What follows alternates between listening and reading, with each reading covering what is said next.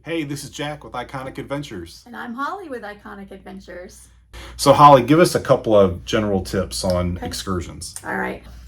You want to book early. You want to make sure you do your research. You want to find the ones you're interested in, and you want to grab them up. We did swap out some, and canceling was easy. And so, I wouldn't certainly read the fine print, but I wouldn't fret too much about grabbing something early. It's better to do that and have it than to miss that opportunity and not have a spot on one of the excursions. Yeah, especially the must-do. I mean, if there's one that Whale you've been watching, looking forward to doing. muster, dog mush camps, you wanna get those quick. The next thing would be to evaluate the activity level. Now, I will tell you that their idea of strenuous might not be your idea of strenuous. So I know that one of the excursions for a hike said level 3, which is like the most strenuous. And our brother and sister-in-law have done some hiking in the Grand Canyon, and so they were expecting something pretty significant with the hike, and it wasn't that at all. So I think that you just want to know, if your doctor has limited you, then you probably need to really evaluate that. But if you're in fairly decent shape and you can do some pretty good hikes, you're fine. Yeah. So the levels are definitely targeted to a cruise ship audience, Yes. not to your Right. athlete audience, for sure. Right. Yeah, that's good advice. All right, so a couple more is consider the transit time in the excursion. A lot of them involve going from the ship to a location to do something. And so the excursion is going to be really clear that, it's a 3-hour, it's a 4-hour excursion.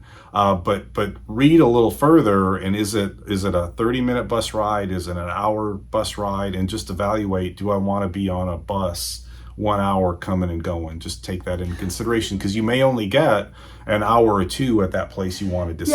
Just to add this real quick, even though on the bus rides, if it says it's an hour and you're thinking, oh my gosh, what am I going to do on a bus? They use that time to educate. They're going to talk to you. So I enjoyed the bus rides. Okay, all right. And that's where we saw a lot of the bald eagles. Good point, Holly. Yeah, good point.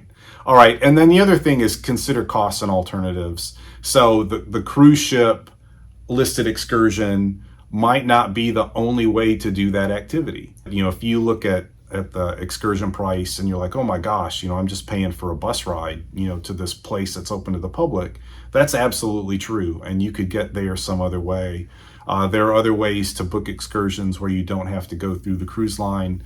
One benefit you're getting from the cruise line is you've got a little bit of a assurance that they have vetted that particular vendor. And if you're not going to use the cruise line, it's going to be incumbent upon you to do a little bit of your own homework to make sure you're getting somebody that's reputable. But there are ways to reduce the costs a little bit and have a little bit more freedom. Or if you're going to go on the cruise line, you're going to be tied to that guide or that particular bus schedule. And if you get a taxi to that same location, you're going to have a lot more freedom. So those are some things to take into consideration. Yeah, a couple of things to add maybe. One is that you only have the assurance that the boat will not leave you if you use one of the excursions that the cruise ship offers. That's one thing. And then I think that you have to also know that if you go through a third-party vendor that the cruise ship has not vetted, you could have a bad scenario. We actually got canceled on by a vendor, and they commented that that vendor had been, not very reliable. But that's just one of the things to really consider when you're using a third-party vendor. Okay, thanks, Holly. Okay, so what about, is it appropriate for kids? That's something you want to think about. And most of them are going to be. We had a 3-year-old, I think, on our whale watching tour, which there were only 5 of us on the tour. And it was just a small, almost like a John boat of sorts. I mean, it was not a big boat. And, but he did great, and he had a lot of fun. Now, he talked everyone's ears off the whole time. So but I mean, he did great, and that was a 5-hour excursion that he did. So I think you're going to find that kids are fine. You have to know your kid. That's right. That's if they can do it. But like we said, at some point earlier, the kids are gonna on an Alaskan cruise. They're going to need to be able to enjoy slow moving scenery, right? So, that would probably be my main thought about Alaska.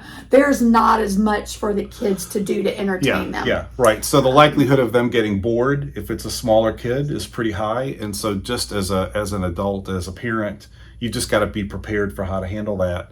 The parents on the whale watching excursion were fabulous. They were fabulous. You could have seen a scenario where that went poorly. Yeah. Because you can't leave a small child like that unattended, because they're going to jump over the side or fall in. And so they did great, but you need to take that into consideration as how is your kid going to handle that long bus ride or that long hike or whatever it is. All right. And there's usually not even treats. Like there was not a place to get food or any of those things. So that's one thing to think about as well. Yeah. And they won't really let you take food and drink off of the boat.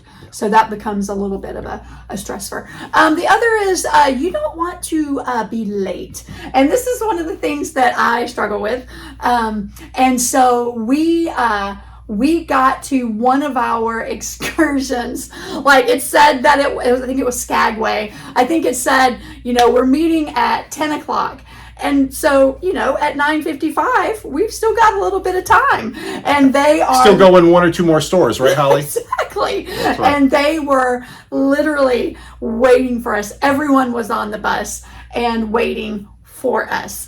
The other one was, there was another excursion, and again, we, according to our clock, had 5 more minutes, and they were calling us, and we were not picking up because we're thinking, what is this number? Who are these people? And they were not happy that we weren't there. So you want to make sure that you are there maybe 15 minutes before, and don't. Yeah, just understand when they say they leave at 10. They leave at 10. It's going to be, you're going to get maybe 1 minute of grace, maybe 2 if you're lucky, and then they're gone. So they're not gonna wait for you. Right. And so and that's not getting off the ship time, right? That's at the meeting location time. Yes. So you need to have thought, how long is it going to get me? How long is it going to take me to get to that spot? Yes. Okay, great job, Holly. Alaska in particular, you've got to pay attention to the weather. So you've got to dress appropriately. You think about shoes, think about, is it going to rain? I mean, we got really lucky. But that hike that you're going to take, or that kayaking trip that you're going to take, or the whale watching excursion that you're going to take, it's happening rain or shine. Right. And so you need to be prepared for that. And then temperature as well. It could be, we could end up having, 60-degree temperatures. It could be a lot colder. Yeah. And so think about being outside, in the damp conditions for hours, and you're miserable because you're cold. So those are things to think about. The gentleman that did our boat tour for whale watching, he commented that, I think he said like 70% of their excursions are in rain. Yeah. So they do it rain because or shine. that's what happens in Alaska. Correct.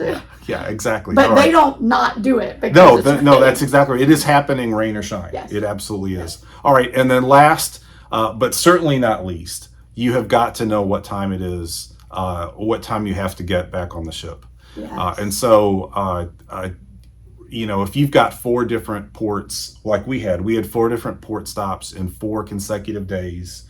All 4 had a slightly different all aboard time. If you're like me, you cannot remember that time. So you've got to take a picture or write it down. There's probably 3 really easy ways to do it. The first is your printed newsletter is going to have the time probably right on the cover. For Norwegians, it's right on the top of the page. It's literally posted as you exit the ship. Right. They have a sign saying you can take a quick picture. That's the next thing. Take a picture of the sign as you're leaving the ship. And then the third one, and do this before you leave the ship, is going to be in the app.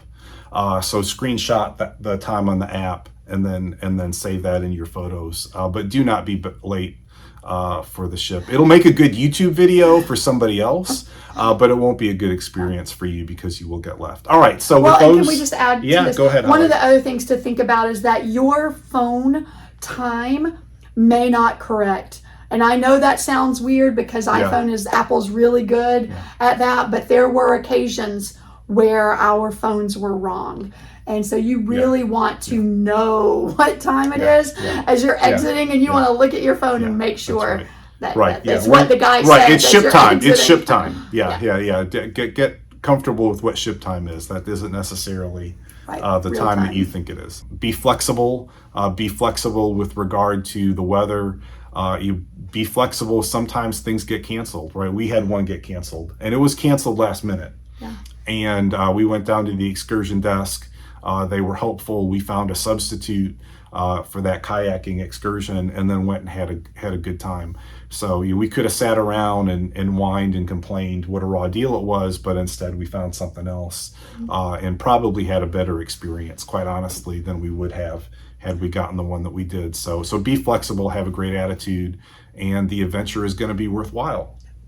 So thank you for sticking around. Again, if you enjoyed this video, please consider liking the video. Please consider subscribing to the channel. It helps us out a great deal. It doesn't obligate you or cost you anything, but it does enable YouTube to make this available to more people. So thanks again, and we really hope that you enjoy your next adventure.